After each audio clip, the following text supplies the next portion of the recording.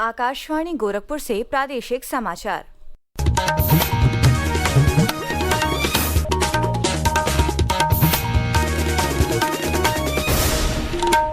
नमस्कार, समाचार बुलेटिन के साथ मैं वैष्णवी त्रिपाठी।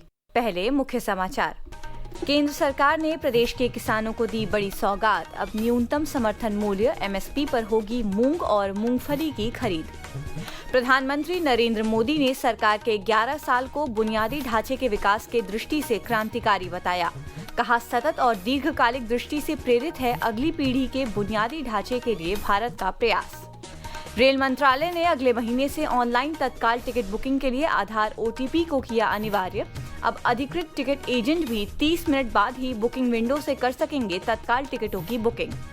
और प्रदेश में भीषण गर्मी और लू से जनजीवन प्रभावित, मौसम विभाग ने जताई वर्षा की संभावना। और अब समाचार विस्तार से। केंद्र सरकार ने उत्तर प्रदेश सरकार की मांग पर मूंगफली और मूंग को न्यूनतम समर्थन मूल्य MSP पर खरीदने के लिए स्वीकृति दे दी है। केंद्रीय कृषि और किसान कल्याण मंत्री शिवराज सिंह चौहान और प्रदेश के कृषि मंत्री सूर्य प्रताप शाही के बीच हुई वीडियो कॉन्फ्रेंसिंग के दौरान केंद्रीय कृषि मंत्री ने मूंगफली और मूंग को MSP पर खरीदने के प्रस्ताव को स्वीकार कर लिया। केंद्रीय कृषि मंत्री ने ये भी आश्वासन दिया कि आवश्यकता पड़ने पर मूंगफली और मूंग के खरीद लक्ष्य में भी वृद्धि की जा सकती है। उन्होंने उड़द खरीद के बारे में प्रस्ताव मिलने पर उसके अनुमोदन का भी आश्वासन दिया। इससे पहले प्रदेश के कृषि मंत्री सूर्य प्रताप शाही ने केंद्रीय कृषि मंत्री को बताया कि प्रदेश में 1,60,000 हेक्टेयर में मूंग और 1,74,000 हेक्टेयर में मूंगफली की खेती वित्तीय वर्ष 2024-25 में की गई है। प्रधानमंत्री नरेंद्र मोदी ने कहा है कि अगली पीढ़ी के बुनियादी ढांचे के लिए भारत का प्रयास सतत और दीर्घकालिक दृष्टि से प्रेरित है। ये आत्मनिर्भर भारत की नींव रख रहा है। एक सोशल मीडिया पोस्ट में प्रधानमंत्री ने कहा कि बुनियादी ढांचे में क्रांति के 11 साल हो गए हैं। इस दौरान बेहतरीन बुनियादी ढांचे बनाए गए हैं। इससे भारत के विकास में गति आई है।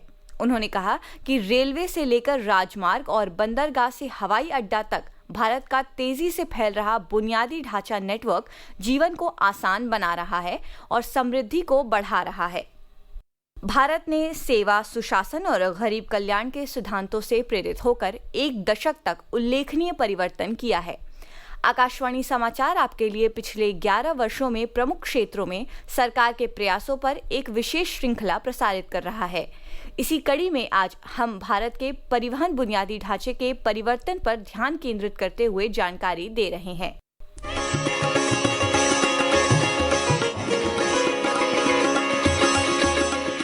राजमार्ग निर्माण का दैनिक औसत बढ़कर अब तक के उच्चतम स्तर 34 किलोमीटर प्रतिदिन पर पहुंच चुका है, जो 2014 की तुलना में लगभग 3 गुना है। भारतमाला परियोजना के अंतर्गत आर्थिक गलियारे विकसित करने तथा रसद लागत को कम करने के लिए 20,000 किलोमीटर से अधिक राजमार्गों का निर्माण किया गया है। वहीं प्रधानमंत्री ग्राम सड़क योजना के तहत 2014 से अब तक 7,80,000 किलोमीटर से अधिक की लंबाई की सड़कों के निर्माण के द्वारा ग्रामीण संपर्क 99% पहुँच गया है, जबकि PM गति शक्ति राष्ट्रीय मास्टर प्लान ने एकीकृत बुनियादी ढांचे के विकास के लिए 44 मंत्रालयों और 36 राज्यों तथा केंद्र शासित प्रदेशों को GIS आधारित डिजिटल प्लेटफॉर्म पर एकीकृत किया है। 45,000 किलोमीटर से अधिक रेल मार्ग का विद्युतीकरण किया गया है तथा 333 जिलों को जोड़ने वाली 68 वंदे भारत एक्सप्रेस ट्रेन चलाई जा रही हैं। अमृत भारत स्टेशन योजना के तहत 1,300 से अधिक रेलवे स्टेशनों का आधुनिकीकरण किया जा रहा है। विमानन क्षेत्र में उड़ान योजना उड़े देश का आम नागरिक के तहत 88 हवाई अड्डों को कार्यरत किया गया है। मेट्रो रेल कनेक्टिविटी अब 23 शहरों में फैल चुकी है, जिसके साथ भारत दुनिया में तीसरा सबसे बड़ा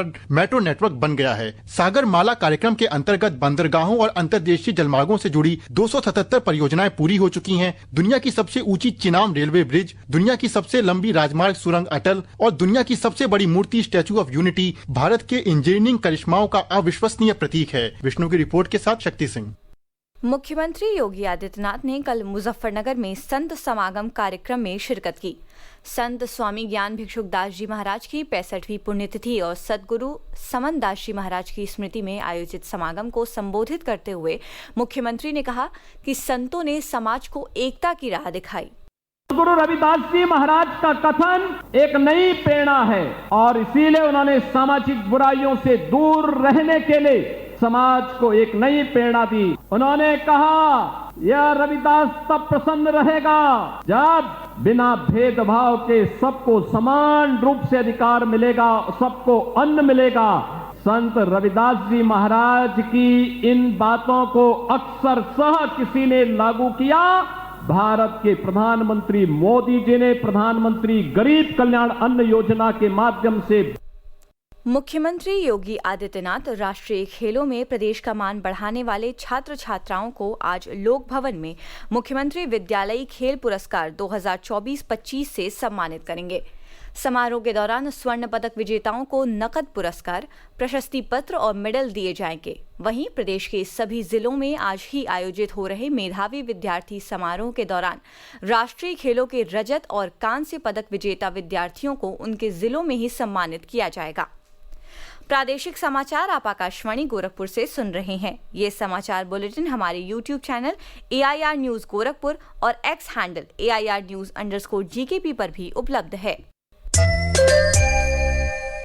रेल मंत्रालय ने कहा है कि अगले महीने से केवल वे उपयोगकर्ता ही भारतीय रेलवे खानपान और पर्यटन निगम IRCTC की वेबसाइट और ऐप के माध्यम से ऑनलाइन तत्काल टिकट बुक कर सकेंगे जिन्होंने आधार के साथ अपना खाता प्रमाणित किया है।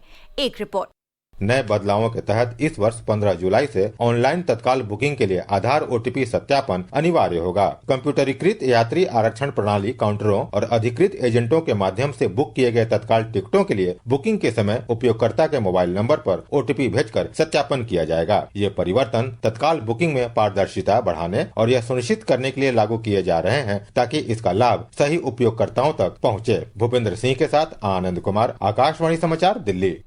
रेलवे की नई व्यवस्था के अनुसार एक साथ ज्यादा बुकिंग को रोकने के लिए भारतीय रेलवे के अधिकृत टिकटिंग एजेंटों को भी बुकिंग विंडो के पहले 30 मिनट के दौरान तत्काल टिकट बुक करने की अनुमति नहीं दी जाएगी। केंद्रीय कृषि एवं किसान कल्याण राज्य मंत्री रामनाथ ठाकुर कल वाराणसी में विकसित कृषि संकल्प अभियान में शामिल हुए। इस अवसर पर उन्होंने कहा कि सरकार कृषि को उन्नत बनाने के लिए नई तकनीक के विकास को बढ़ावा दे रही है।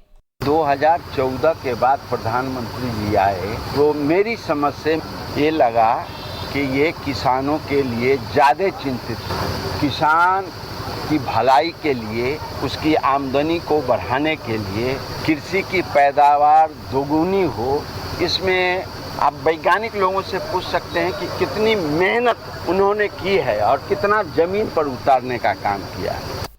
11वें अंतर्राष्ट्रीय योग दिवस के लिए प्रदेश में व्यापक स्तर पर तैयारियां की गई हैं। प्रदेश आयुष विभाग के राज्य मंत्री दयाशंकर मिश्र ने बताया कि योग दिवस पर राज्य के लगभग 4000 स्थानों पर 5000 से अधिक प्रशिक्षक योगाभ्यास कराएंगे। योग प्रशिक्षक और योग सहायक के रूप में जो नियुक्त हुए हैं लोग, उनको मास्टर ट्रेनर हम लोगों ने कहा है। तो वो मास्टर ट्रेनर वो सबको ट्रेन कर रहे हैं। हमारी जो बहनें हैं, मातृशक्ति है, उनके लिए अलग से जो बहुत सारे जैसे बुजुर्गों के लिए बहुत सारे ऐसे योग है जो उनको स्पेशली सिखाया जाता है, जो हमारी एज ग्रुप के हिसाब से, महिलाओं के हिसाब से, तो उसके लिए फिर योग भी उनको सिखाया जाएगा कि फिर वो सालों भर, वर्ष पर्यंत यह योग करते रहे, जिससे कि रोग में भी उनको लाभ मिले। प्रदेश में भीषण गर्मी और लू से जनजीवन प्रभावित है। कई पश्चिमी जिलों में तापमान 45 डिग्री सेल्सियस या उससे अधिक दर्ज किया जा रहा है। मौसम विभाग ने पश्चिमी उत्तर प्रदेश में आज और कल लू जारी रहने की चेतावनी दी है। इस बीच विभाग द्वारा प्रदेश के पूर्वी और पश्चिमी हिस्सों में कहीं कहीं वर्षा और गरज चमक के साथ बौछारें पड़ने की भी संभावना जताई है। संघ लोक सेवा आयोग UPSC ने कल सिविल सेवा प्रारंभिक परीक्षा 2025 के परिणाम घोषित कर दिए हैं। आयोग ने अपनी वेबसाइट पर मुख्य परीक्षा के लिए सफल उम्मीदवारों के रोल नंबर की सूची भी साझा की है। और अब अंत में मुख्य समाचार एक बार फिर। केंद्र सरकार ने प्रदेश के किसानों को दी बड़ी सौगात। अब न्यूनतम समर्थन मूल्य MSP पर होगी मूंग और मूंगफली की खरीद। प्रधानमंत्री नरेंद्र मोदी ने सरकार के 11 साल को बुनियादी ढांचे के विकास के दृष्टि से क्रांतिकारी बताया। कहा, सतत और दीर्घकालिक दृष्टि से प्रेरित है अगली पीढ़ी के बुनियादी ढांचे के लिए भारत का प्रयास। रेल मंत्रालय ने अगले महीने से ऑनलाइन तत्काल टिकट बुकिंग के लिए आधार OTP को किया अनिवार्य। अब अधिकृत टिकट एजेंट भी 30 मिनट बाद ही बुकिंग विंडो से कर सकेंगे तत्काल टिकटों की बुकिंग। और प्रदेश में भीषण गर्मी और लू से जनजीवन प्रभावित, मौसम विभाग ने जताई वर्षा की संभावना। इसी के साथ प्रादेशिक समाचारों का ये बुलेटिन समाप्त हुआ। नमस्कार।